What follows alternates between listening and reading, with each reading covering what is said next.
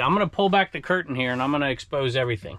What motivates me to do what I do? Reselling wise, same thing about YouTube. I'm just going to tell it like it is. Hello everybody, welcome back to Commonwealth Flipper. Welcome to the cabin. It's a busy day around here. It's also a trash day. I got to get this stuff to the dump. So I do that once a week.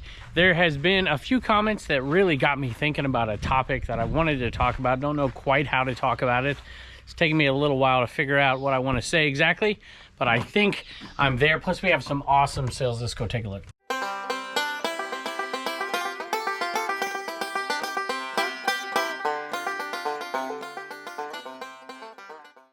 Hey, I want to start off by just saying this while we get into this video. Thank you to all the new folks. You know, there's been incredible growth on this channel, on the Commonwealth Picker channel, across all platforms. Like, we've added like 5,000 new subscribers, followers, whatever you want to call them this month. So a lot of you are new, so a lot of what I'm saying might not make sense to you. I just saw Poncho back there.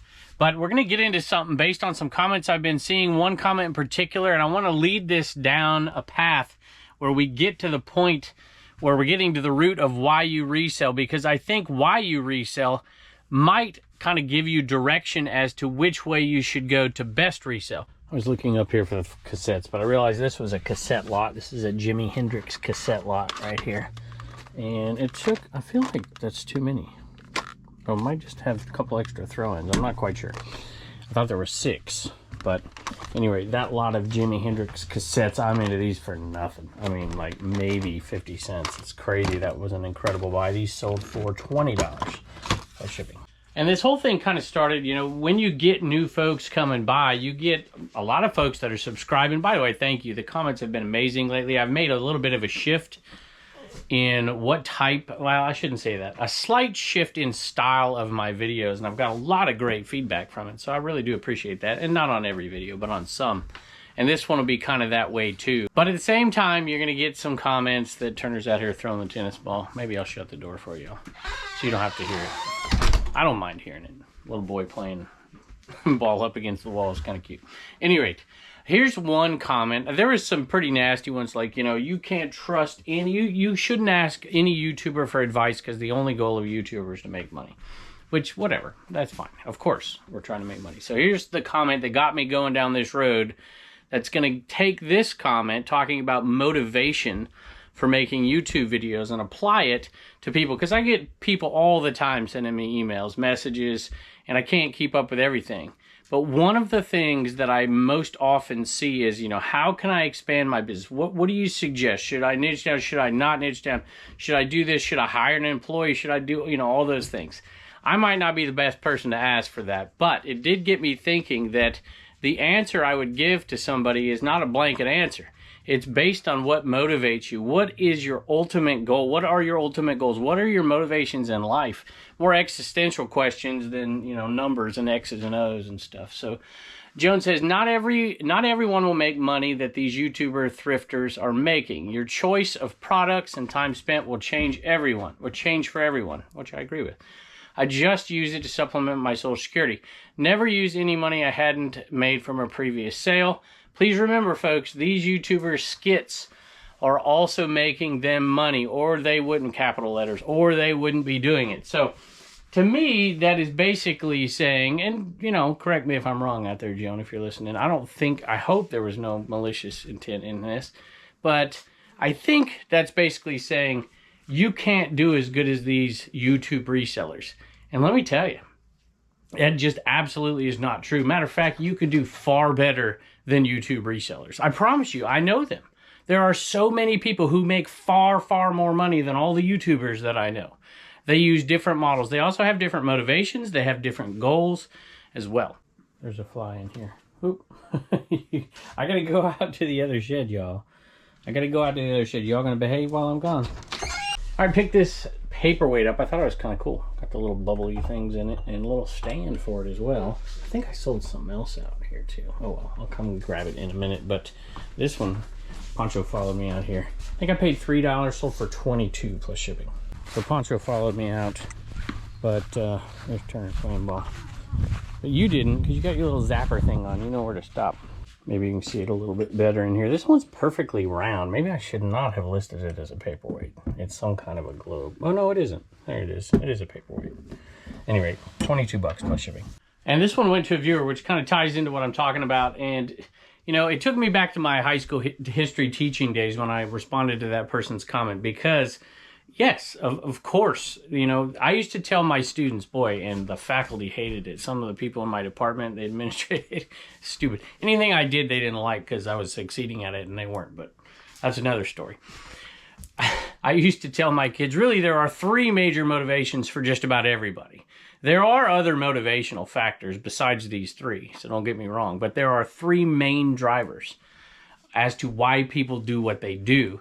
And knowing which one is driving them oftentimes helps you understand them and interpret what they're saying in a correct way with the bias that is hidden, if you will.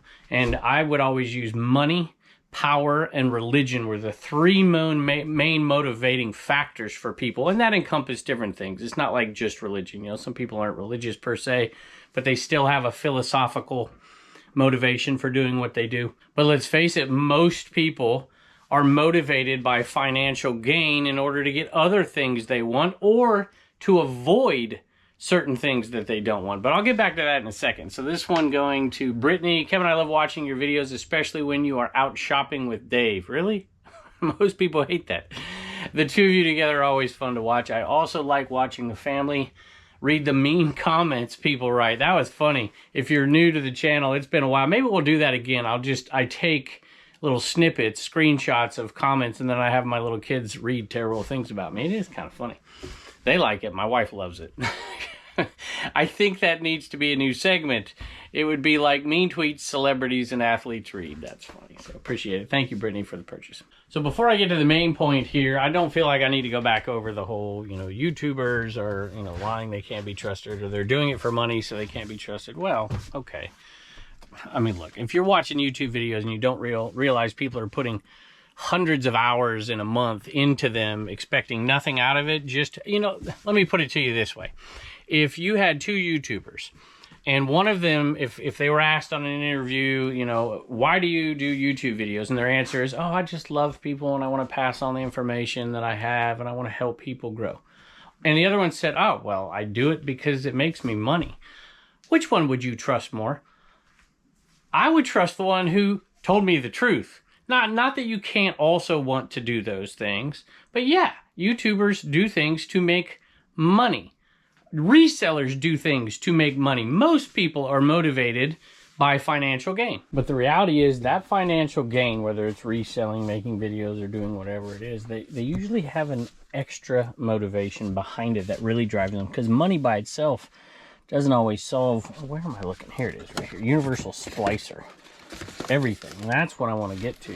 And that should determine, you know, how you want to grow your business or not grow your business, what your ultimate goals are, what your motivational factors are. Kodak press tape universal splicer, 8mm Super 8. This one sold for 30 bucks, surprisingly, plus shipping. And I've kind of got into this topic before. You know, we had a guest. Well, I didn't. Trash Cash Boys, Dave and Carrie, had a guest, a surprise guest on their secret episode behind Dave's paywall over there on the Trash Cash podcast.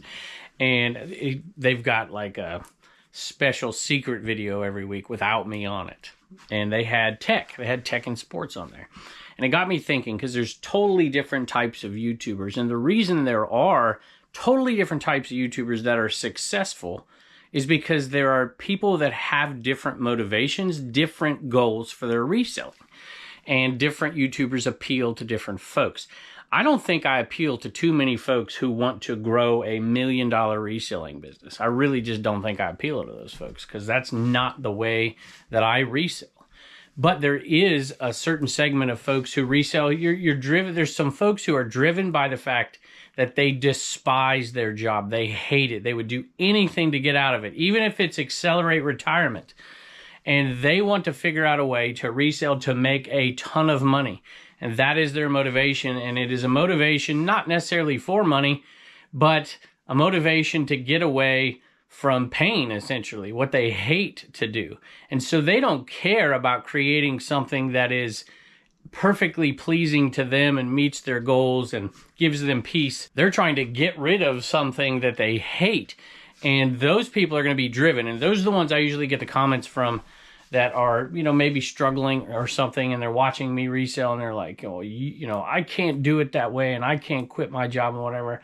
Of course you can't. This is not the way you do it. If you wanted to replace a $200,000 income and become a reseller and sit underneath your tree, this is not how you do it. You see, I've had the opportunity, I'm incredibly grateful for it, to create a reselling world that it's like Disneyland. I'll talk about that in a minute. So this is a sweet little, I believe it's Murano, believe it or not. I picked this one up at a sale not too long ago. I think I paid half off of $8, so $4. This is a good sale. It was, I think 40 bucks this one sold for. $40 for that sweet looking ashtray. Plus shipping. Look at this glass day. See, the reason that I quit my job wasn't necessarily only motivated by money. Matter of fact, it wasn't motivated by money at all. Now, money sometimes is a necessity to get what you want. And really what I wanted, because I didn't hate my job. I increasingly disliked it over the years, but I didn't hate my job as a history teacher. I loved it, but I hated certain things about it. And one thing, you know, I didn't get to see my family. I was always away. There was days when I was coaching baseball, I'd wake up at 5:30 in the morning, go to school, teach all day, get the bus, drive the baseball team an hour and 45 minutes down the road, play a game, JV first, then varsity, drive everybody back. It was 1:30 in the morning before I got back. I mean, I was literally gone 20 hours a day. Getting back to Disneyland kind of thing. I grew up in Southern California, so I just was always intrigued by creating a world that made you happy, or a land, right? And different parts of the land for different things. And that was, as silly as it sounds, that's what I wanted to do with reselling, because I so love reselling. I don't want to niche down. I don't want to sell nothing but clothes all day. I don't want to sell shoes all day. I don't. Listen, and those ways are probably the best ways for some people to scale their business and to make a whole ton of money. I didn't want to do that. What I wanted was to create an environment that brought me peace, that brought me joy, and that brought me closer to my family. Which is why, you know, people criticize you like, you know, why would a real reseller get a shed? I'm not going to be able to get that out. I find joy in the hunt, in the search. And I'm not doing a channel for people and to teach them all the ways of sourcing in order for them to make, you know, $600,000. It's just not me. So I'm not going to pretend that it is. That's why I also don't do other things like memberships and courses and all that stuff. Epic Champion Baseball. This one I think sold for 80 bucks. No, $77 for that one, plus shipping. By the way, in the back of my mind as I'm doing this whole video, I cannot find a plush. And that's where my plush are. I'm looking for a gunned plush pig, and I cannot find it. I'll put it up on the screen right now. It sold for $24.95. And Poncho is also digging through the floor. Any luck there, buddy? I remember getting hauled into a faculty meeting when I was a teacher. And, well, I shouldn't say that. There's 3 of us there. It wasn't exactly a faculty meeting. Because I was using that when we were looking at history. I'm like, you know, when we look at a historical figure or an event or something, you know, what's the motivational factor behind it? That is key to understanding it and understanding where you want to go next. And I would use that. I'd be like, is it economic? Is it a political thing? Is it about power? Is it about religious beliefs or some philosophical belief system? And I remember getting in there, and this old history teacher, head of the department at the time, I probably shouldn't even say this. They said, hey, you know, that's cool and all, and the kids like it, but we don't teach, you know, money, power, and religion. We teach economics, politics, and culture. I'm like, okay. I was like, how's that working for you? I didn't say that. I'm a pretty respectful guy. I try to appreciate people who have done it much longer than me. But my point was that doesn't resonate with a bunch of 9th graders and 10th graders. You know, the way you resell should apply to 2 things. Your personality type and what are your motivations. What motivates you to do what you do? What motivates me more than anything is freedom, security for my family, and time with my family. This speaking of, and this nostalgia here, Nerf, and this I thought was an old one, but it was a repop. Still did pretty good though. I paid a couple bucks, and it sold for what did it sell for? $38 plus shipping. Anybody play this when they were a kid? This and the ping pong one is what I played. And that's not to say that money doesn't motivate me. It does, but it's to those ends. because I could care less. I don't think people, there are a ton of, I know there are people out there like me. You don't need $1 million. You just don't need it. You don't, I mean, all of us would take it, don't get me wrong. But most people get into reselling in order to bring themselves those other things. And we're motivated by making money in order to get those other things. So, you know, it reminds me of the quote, hearses don't pull U-Hauls. You know what? Tomorrow's not promised, y'all. So if I was going to do this, I was going to do this in a way that could bring in money in order for me to have stability, time with my family, peace, have other motivational factors behind it as well that I don't get into very much. But there are other things that drive me, and those motivations are why I do it this way. Because I enjoy this. I can bring my kids into this environment. They get to see this old stuff and enjoy it and these kind of things, as opposed to, you know, a sweatshop doing nothing but t-shirts and shoes. That's a job. I did not want a job. I do not want a job. And so I'm just sharing that. That's why I think most of the people who watch this, you know, a lot of retirees watch this show, supplementing their income, doing something that's fun. You know, families watch this stuff. I'm not saying don't watch me if you're watching it for a different reason, but this isn't how you scale the business. And so I get thrown into this, you know, you can't make I've never told anybody this is how you make $1 million reselling. It's not. But this is how I'm happy, and this is how most of you are happy too. Looks like I've got all the dogs in here today. Blueberry's mama needs to get back here because I can't take care of these dogs all day. So another one of these Black Rifle Company tumblers, $18 plus shipping. I actually heard Tech say something in that secret episode that they did that really made sense and got me thinking along the lines of other folks. And I want to know what motivates you, but he said, hey, you know, if I wasn't doing this, I'd be digging ditches. So, you know, dare me to list 120 things a day on eBay. I'll do it because it's way better than that. And so one motivation is avoidance of something you hate, avoidance of pain. For instance, when I was a kid, I would do certain things to make sure I didn't get in trouble and got spanking, you know. It's the carrot or the stick. And I sold a Garfield watch right here. This one's sold for $24.95 plus shipping, and it's not even working. It needs a new battery. So what does motivate you? I'd love you to put those in the comments because I get an idea of what this audience is like out there. I know a lot of you have been watching for years, so I appreciate that very much. But I want to know a bunch of these new folks that have jumped on lately. What is your motivating factor? Do you have goals? What are they? Have you written them down? A lot of you I know have because you've expressed this stuff in the past. You know, some of them it's as simple as I want to make $200 extra a month. That's it. And it's to help me supplement my income, whatever it is. Some people, it's like I'm saving for my college education, my kids' college education. Some of it is all the money they make goes towards a vacation every year. There's all kinds of different motivations. But for those people to have that goal written down, or at least in their head, is going to give you direction. You know, where there's no vision, the people perish. So I'm going to tell all the new folks here in just a second exactly what you're watching. And I do think it's important to understand the hidden biases behind people, especially if you're watching people on YouTube, especially if they're charging membership fees and Patreon fees and, you know, course fees and whatever. You should know their motivation because it really might color their opinion. But you know what? It might not as well. And I think that's kind of key. I wish I could show you these. I don't really want to take them out. I'll show you a picture of them maybe, but they're chalkware. There, you can kind of see it there. A little bluebird chalkware.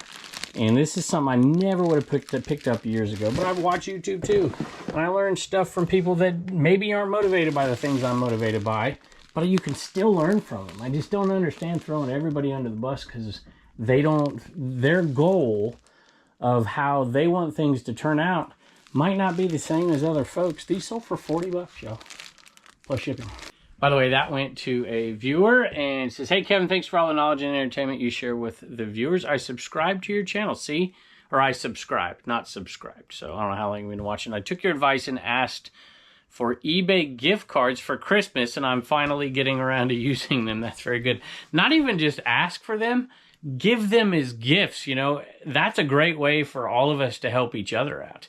I know so many kids, speaking of kids and teaching, you know, those kids would buy stuff all over. My son still does. It drives me nuts. I'm like, he buys something. I'm like, well, where'd you get that from? How much it costs? I'm like, dude, could have got it cheaper on eBay. It's like, really? No. I'm like, dude, how many times do I gotta tell you? But, you know, instead of giving, this is getting off topic, but I did this for you new folks last Q4. We, instead of giving gift cards out to Starbucks or Amazon or whatever, we gave out eBay gift cards to everybody. You know, the people in your life that you don't really get a gift for, but you give something nice to, and we did eBay gift cards. And like, why not? It's going to help. Well, I don't know if it'll help me out directly, but it brings new buyers to the platform that gives us an outlet to sell our stuff and to make some money. So thank you, Leslie. I hope you enjoy that stuff. That's awesome of you to do that. We appreciate it. I'm going to pull back the curtain here and I'm going to expose everything. What motivates me to do what I do? Reselling wise, same thing about YouTube. I'm just going to tell it like it is. But I'm going to do it after I pick up this Vera Bradley bag, which is right here. I'm still on a hunt for a pig, y'all. It's driving me nuts. There's no way this pig shouldn't be where the plush is, because I put all the plush in the same spot. I don't know what I've done. I haven't sold it on another platform. I already checked that out, so gotta find the right bag. All right, I found it. This is the one right here, and that reminds me, it kind of goes along these lines. You know, I had somebody post in somebody else's show the other day, because I watch YouTube. I love it, y'all. I learned so much from doing this. I have for years. And they're like, you know, stupid resellers who buy Vera Bradley bags and 2 or 3 other things that I clearly buy all the time. They were talking about me, and I'm like, you know, this person clearly wants something else out of reselling than I do. But you know what? That's fine. Somebody left this one for me. It's a big Vera Bradley bag in great condition. Got it for $1. $1. $32.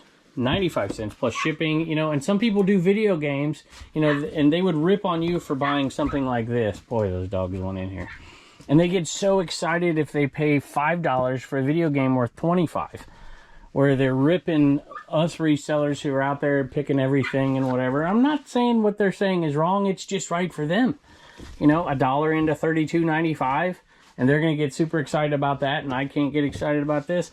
I love this. You got to pick where you're at. You got to pick the way you want to. You got to source the way you want to, and you need to enjoy it, because if you don't enjoy it, you're going to quit. Which is really also a cautionary tale, because all of us resell, like, I hate trash. I hate the trash that is made by reselling. So I discipline myself to do the things I don't want to do. I don't want to load up all this stuff in that truck and drive down to the county dump and do all that, but I do it every week. And I do it on a schedule because it clutters up my life, and then it becomes a burden. Those death piles become a burden. The unorganization becomes a burden. And there's a lot of you listening right now that kind of stuff really, really does affect you, and it makes you down on reselling and down on what you do love. That reminds me of another quote. I love quotes. I write quotes down all the time. I'm a history geek too, so I love it. But this isn't from a historical, well, I guess it is somewhat historical. I heard this from Mike Tyson about his old coach. And I don't know who made it up, but I'll read it. So he says, discipline is doing what you hate to do, but doing it like you love it.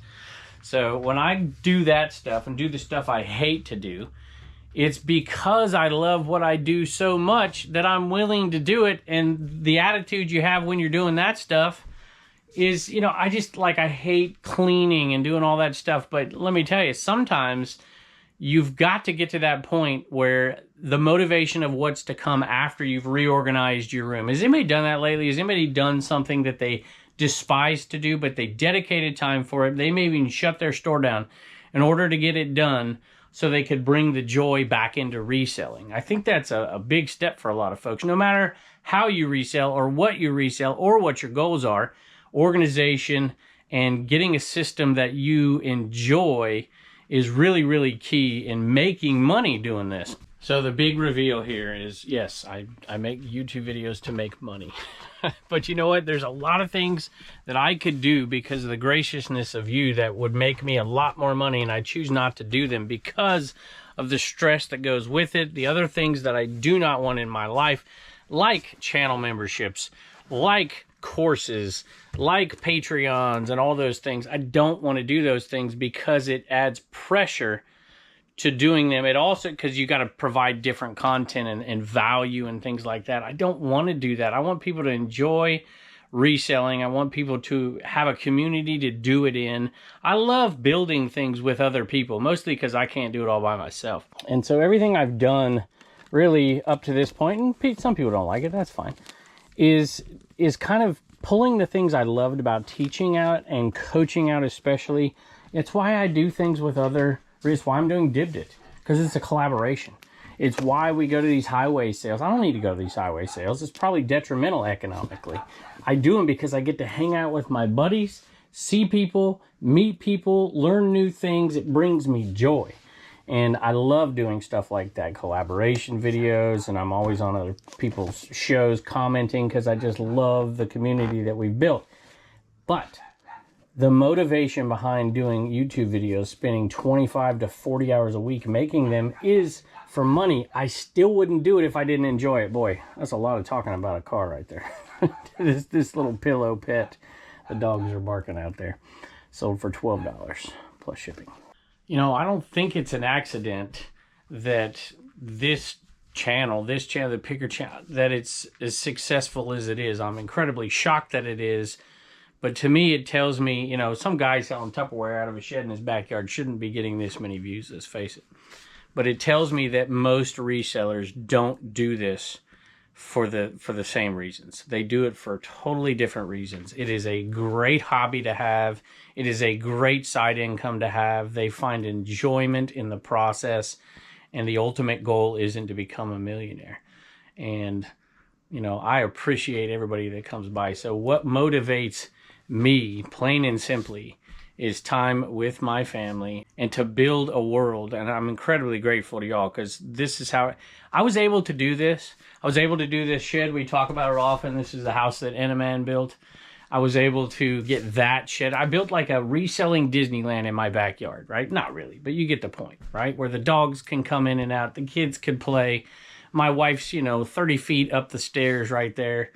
I just built a life that would bring me the most peace I could possibly get, and calm. And I, you know, if it wasn't for my family, yeah, I could live in this shed. I could live in these two sheds and be happy the rest of my life. But I also need, I'm just a person who needs community, who needs friends, who needs people to talk to.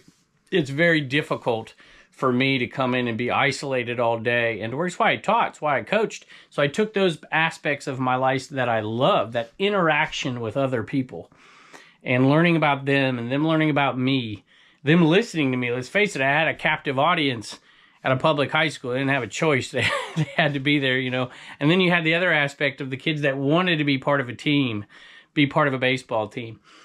And I wanted to bring a little bit of that to this because it brings me joy, and I'm incredibly grateful that y'all watch it. And I certainly hope that you don't judge me based on your goals, if that makes any sense. So, and we'll get back to the main point at the very end of this. But man, if I don't pull stuff, I'm never getting out of here. I had a third viewer sale today, and it was a 3-part order, which is incredible. So I'm gonna have to pull it all out of here. This has been here for a while. It's probably at the, no, you know what? It's gonna be at the bottom of this bin. All right, so I pulled those out. Got some melamine Arrowhead cups right there, and creamer or sugar dish or something. And then I sold that Coach bag. The Coach bag sold for $40 plus shipping, and the Arrowhead cup sold for $22 plus shipping right there. And then I sold these. I saw these and I'm like, these are awesome folk art right here. And those sold pretty decent. That's at a decent price on them too. $30. $30 plus shipping. Those handmade ones right there. But they're good ones. I like that. And this might be the oldest item in my store. I mean, seriously. I haven't bought one of these for years. It's just a Liberty University t-shirt with Sparky on it. And finally, reducing the price, size medium, $6 plus shipping. So I hope you guys out there create reselling that really makes you happy. And you know what? If people want to spend, you know, $20 a month on something, I gotta find the right ET pin. Here it is right here. It was not a pin at all. It was a charm. It's an Elliot charm from ET. Our little necklace of charm on it, and that sold for $5.99 plus shipping. Not a lot of money, but we got tons of them. So like I said, there's a whole bunch of different people out there with different motivations, different personality types. And you know, if you want to go spend 20 bucks a month on some guru or something, if you want to, you know, if that's what your goals are, to grow and to expand and do whatever, more power to you. This probably in the right place though, because I'm not doing memberships. I'm not doing special videos giving away the secrets. To me, there are no secrets. And if there are secrets, I've tried to explore them a little bit, and I try to give insight. Like, if you want to become a big time reseller where you're making tons of money, the way isn't to get a YouTube channel. I'm telling you that right now. The way to do it is find consistent sources at cheap prices to make connections with people where you're not out there sourcing all the time and you're getting continuous merchandise in, and then you create systems in order to process that stuff very, very quickly, and you ramp it up by scale. That's how you do it. That's not what I want to do, and it's not what most of you want to do, although at the same time I can take aspects of that as it fits into the way I want to do things, which I've already done. We've already talked about it with the live reselling. I just don't simply have the time or motivation to do that because I love this so much. So I figured out all the numbers, and it's like, okay, instead of me putting in an extra 10 to 15 or 20 hours a week doing it all myself, drive myself nuts, and kind of ignoring the goals that I had to begin with and making 60% of the gross coming in on live sales, I pass that off to Jess, and I might make 25% of the gross sales. I might make net 25%, but I'm not doing any of the work other than hosting the show, of course, and sourcing. But I love sourcing, so who cares? So find the things that work from even the people that don't do things the way you do that will fit into the way you do them. I knew I was going to have to dig this one out. It took me a little while to get it. I knew it's been in here for over a year. It's an engraving tool. I bought it for $1 at a sale from this super nice gentleman, and it wasn't the best sell-through rate, but man, he was an awesome guy, so I had to buy something, and it took forever to sell, $12.95 plus shipping. By the way, kind of everything what I've talked about today is kind of the premise behind the Trash to Cash podcast. If you've ever watched it, which I'm sorry if you have, but we designed it really as a place where people who do things completely differently can laugh at each other as opposed to ridicule each other. And that's what we do. We laugh at each other all the time. And hopefully it's kind of a safe environment for folks to be who they are as a reseller and hang out with people that resell, but they don't have that chip on their shoulder. They're not pointing fingers at everybody else. They're just enjoying what they do. This little shirt, LL Bean in a package, paid $2 for it at a sale over a year ago again. And it finally sold $19 plus shipping. So I was watching that episode I was talking about the other day, and it was so funny because Kerry kind of made my point, but he did it in a typical Kerry way, a funny way, where Tech came on, and he's like, yeah, I subscribed to your, whatever it is, a Patreon thing or a group. He's like, I loved it, and it's the kind of thing I watch, and I nod my head, and I'm like, yeah, and then I'm not ever going to do that. Who am I kidding? And it's kind of that way, right? You really got to build things around the way your personality works if you want them to work. There's no way my wife could do what I do. No way. If she were to do it, it would be totally different. Completely different. She has a totally different personality than I do. I sold some boots. I love selling boots. I hate selling shoes, love selling boots. Picked these ladies' Ariat boots up not too long ago. Did not clean them, did not do any of those things. And did not polish them up and do all that. And they still sold for $40 plus shipping. I paid $10. Not bad. See, I'm not the kind of person that needs a schedule at all. I'm a habitual person. I basically create habits for myself. And that is my schedule. Sold these Crocs right here. These little unicorn Crocs. Not for very much, but I'm like, hey, they're in good enough shape to list as they are. Paid $1, sold for $12.35 plus shipping. So just like in life, I wouldn't ask my wife to operate the way I operate. I don't think it's really what we need to do to ask other resellers to operate the way that you want to resell. That's why I think, it's important. Find the folks. If it's not me, it's not me. Find the folks who do things in a way that you can extract something from. If nothing else, just camaraderie, just somebody to do it with. Because I've said this before, a lot of you folks out there reselling, you don't even have the support of your family. That's got to be rough. Why enter into this reselling world where people are making a huge deal out of, stupid things in the end? We're not promised any extra time in life. So do things the way you want to do them, as in a smart way, the smartest way you can do it. And if people ridicule you for selling trash and being a terrible picker, and it's making you money and it's making you happy, forget about them. Don't get enamored by this grass is greener on the other side of the fence necessarily. I mean, unless you're really searching after something different. And, you know, this trash right here that people tell me I pick up all the time, this is $880 worth of trash right here, headed out of here, that I probably paid less than, I guarantee I paid less than 100 for. But let me pick up one more thing. And here it is right here. So some PS3 controllers. These are the, what do they call them? How come I never remember what they call these things? Rumble ones? I don't know. What are they called? They're wireless. I don't know if they're Rumble or not. Anyway, paid $5 for this batch. Sold them for $40 plus shipping. Turner found an old baseball glove. Can you imagine playing with that thing? No. Pretty cool, huh? Yeah. I was older than me. I was probably older than Grandpa. Probably. All right, what's your joke? What do you call a cow that plays an instrument? What do you call a cow that plays an instrument? I don't know what. A musician. Thank you, buddy. Bye. Hi guys, it's Reagan, and we got 3 sales out of the CWP store today. We got Brad, and he got a CWP bag.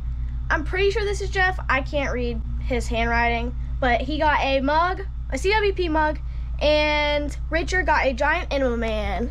So we got a CWP bag, where is it? Got a CWP mug and a giant Enema Man. Alright, thank you so much, and don't forget to get your stickers at CommonwealthPicker.com. Hey, I wanted to put a quick promo in really quick. Girls have been getting the plush show ready. We have a bin full of crazy plush. We just had a massive buy of Squishmallows as well. And we're going to have a show on Thursday. That's today if you're listening to this. And it's going to be on dibdit.com. If you are interested at all in some plush, come on over and join us. Hey, y'all, got a nice little gift here from Chris the Goose. Chris, thank you. He sells over there on Dibdit with us. I think he's got his own media marketplace over there as well. Chris, it was so nice to meet you down there in Florida. And Kimmy as well. So thank you. I'm going to give that a go. And then this came from Flip the World, Texas. Man, see, that just shows you right there. The folks that watch this show, I can't even imagine, and support this show, you're from all totally different styles of reselling everywhere. And I appreciate you all coming by. So I'm just going to say goodbye right now.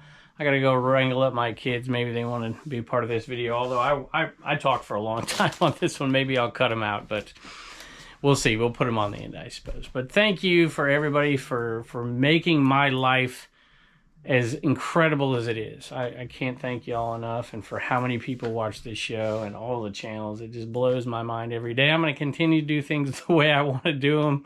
And I hope you do too. I can't wait to see you next.